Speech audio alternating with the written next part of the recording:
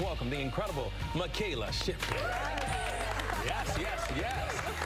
Talk about a record-breaking season. You're considered to be the greatest skier of all time. Can't say that enough. No pressure. Zoinks. Yeah, no pressure.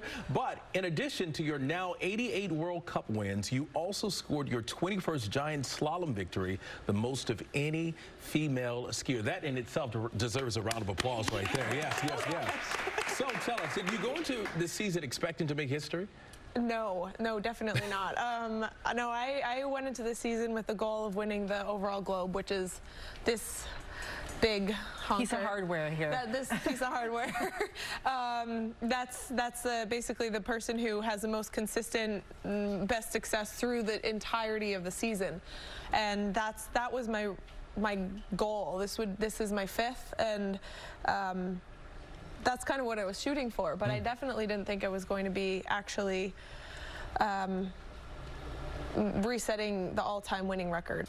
It's definitely not this season, and I really didn't think it was going to happen in my career, so I kind of don't know what to say about it. No, you're good. Well, it's also cool because one of your coaches is your mom, and she was there with you for that moment. What was it like to have your mom there alongside you for all of that? Yeah, well, she had actually gone home for a short break because her brother has been a little bit sick recently, so she went home to the East Coast during a period of time where I had some races in Norway, and I was thinking, like, Mom, what if it happens in Norway and then you're not here for it?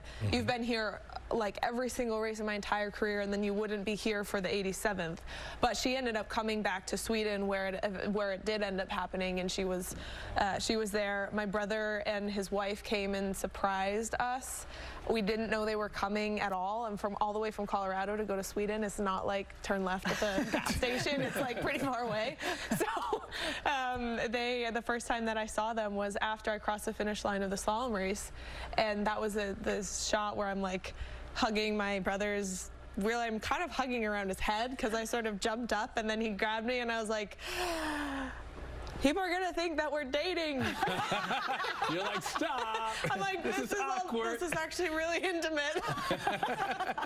Gotta love it. And you're pretty busy as well. You have a YouTube series called Moving Right Along. It drops at the end of this week. What can viewers and fans expect?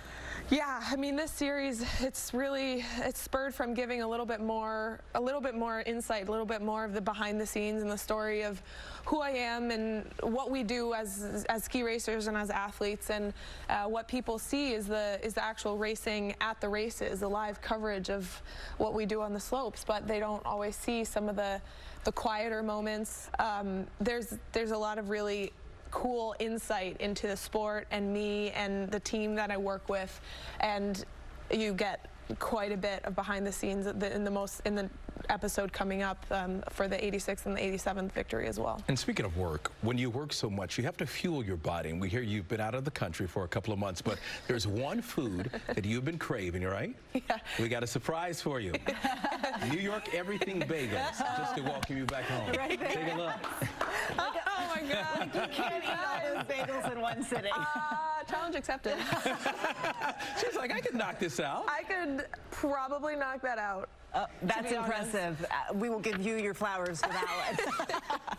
And for all I know you work so hard, and you are such an ambassador for the sport. Mikaela, thank you so much for being here. Thank you. Really appreciate it. And enjoy the bagel. Yes. Thank you so much. And you can catch Moving Right Along. A new episode will air later this week on YouTube. Yeah, the greatest skier of all time now. I'll just say it. And coming up next here on GMA3, Dr. Jan with what you need to know when it comes to that headache. Plus, DeMarco's exclusive interview with a man who won a landmark case against the Los Angeles Police Department and what that victory may mean for other cases to come. GMA3, we'll be right back.